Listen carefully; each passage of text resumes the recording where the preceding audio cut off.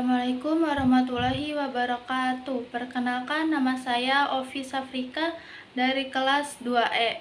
Di sini saya akan menjelaskan materi Ulumul Quran, yaitu Makkiyah dan Madaniyah. Yang pertama itu ialah pengertian Makkiyah dan Madaniyah. Yang pertama ada makna kebahasaan. Kata Makki terhubung dengan kata Mekah, yaitu kota suci, negeri para nabi, dan tempat turunnya wahyu. Adapun kata Madani terhubung dengan kata Madinah dalam pengertian pada umumnya, yakni bumi hijrah dan kota Rasulullah. Lalu secara harfiah, Al-Makki atau Al-Makkiyah dengan partikel ta'rif berarti yang memiliki karakteristik Mekah atau yang berasal dari Mekah. Sedangkan Al-Madani atau Al-Madaniyah adalah yang memiliki karakteristik Madinah atau yang berasal dari Madinah. Yang kedua, Makki dan Madani dalam terminologi ulum Al-Quran. Yang pertama, Makki dan Madani dalam pengertian umum.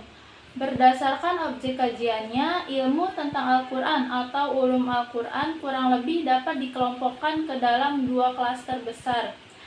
Yang kedua, pengertian Makki dan Madani sebagai objek kajian ilmu.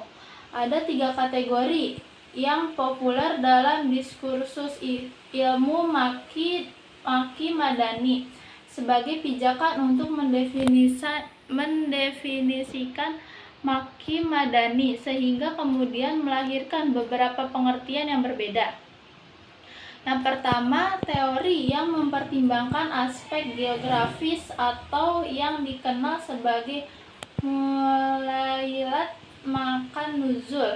Berdasarkan teori ini, Al-Makki dimaknai sebagai identitas bagi ayat atau surat yang diturunkan di Makkah dan sekitarnya, termasuk Mina, Arafat, atau Hudaybiyah.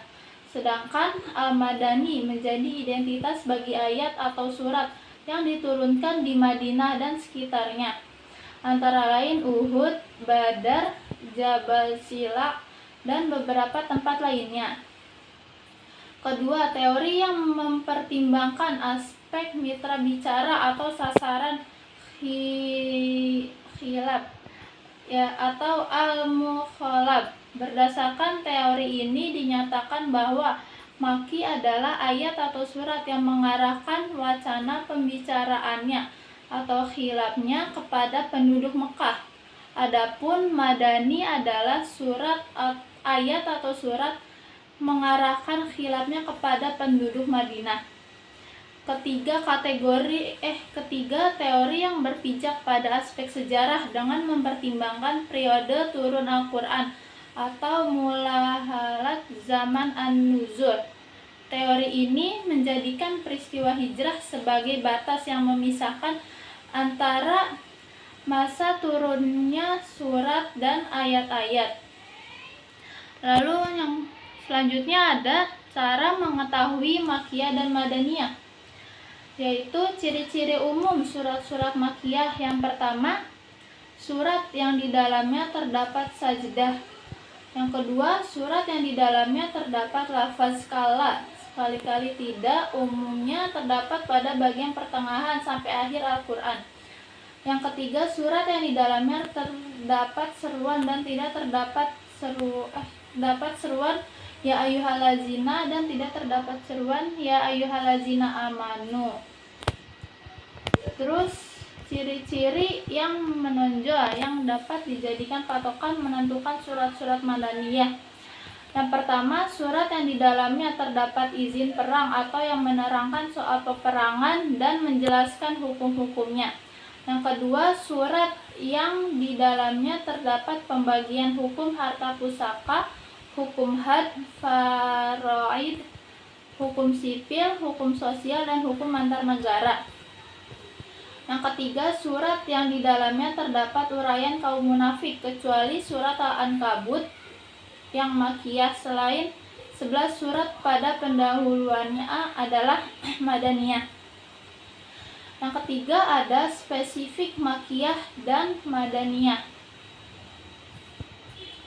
Jumlah surat Makki dan Madani. Menurut Abu Abdillah Badaruddin Muhammad bin Abdillah Az-Zarqasi mengatakan bahwa jumlah surat Madaniyah adalah 29 surat. Kemudian Imam Az-Zarqashi menyebutkan surat Madaniyah sesuai urutan turunnya antara lain yaitu surat Al-Baqarah, Al-Anfal, Ali Imran, Al-Ahzab, Al-Mumtahanah, An-Nisa, Az-Zalzalah, Al-Hadid, Muhammad, Ar-Ra'du, Ar-Rahman, dan Al-Insan. Lalu yang kedua, menurut Abu Hasan bin Hasar dalam kitabnya Nasih wa Al-Mansukh mengatakan bahwa Madaniyah yang disepakati oleh para ulama ada 20 surat. Sedangkan yang diperselisihkan apakah itu Makkiyah atau Madaniyah terdapat 12 surat. Lalu sisanya adalah surat Makkiyah menurut kesepakatan para ulama. Selanjutnya ada klasifikasi ayat dan surat Al-Quran. Terdapat dua metode untuk mengidentifikasi apakah itu surat atau ayat Makkiyah ataupun Madaniyah.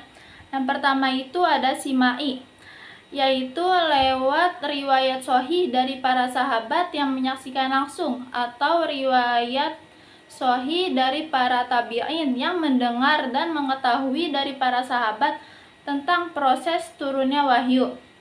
Yang kedua itu ada kiasi, yaitu lewat penelitian dan penelusuran, yang dimana diambil kesimpulan mengenai karakteristik ayat atau surat Mekah atau Madinah. Jadi apabila ditemukan di dalamnya surat yang memiliki karakteristik ayat Makkiyah, maka disebut surat Makkiyah. Sedangkan apabila ditemukan dalam surat yaitu karakteristik ayat Madaniyah, maka disebut surat Madaniyah. Selanjutnya ada urgensi Makkiyah dan Madaniyah. Sama seperti tadi, terdapat dua metode. Yang pertama itu simai, yaitu pendengaran secara langsung. Maksudnya itu berasal dari para sahabat yang menyaksikan langsung proses turunnya wahyu, atau dari para tabi'in yang mendengarkan dan mengetahui dari para sahabat tentang proses turunnya wahyu, baik tempat maupun waktunya.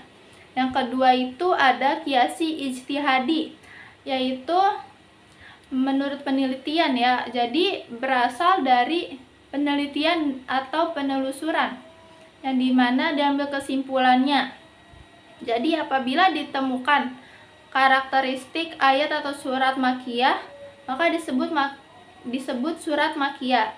Sedangkan apabila ditemukan dalam suatu surat yaitu karakteristik Madaniyah, maka dikatakan surat Madaniyah. Sekian dari saya. Apabila ada kesalahan kata mohon dimaafkan. Wallahul muwaffiq ila aqwamit thoriq. Wassalamualaikum warahmatullahi wabarakatuh.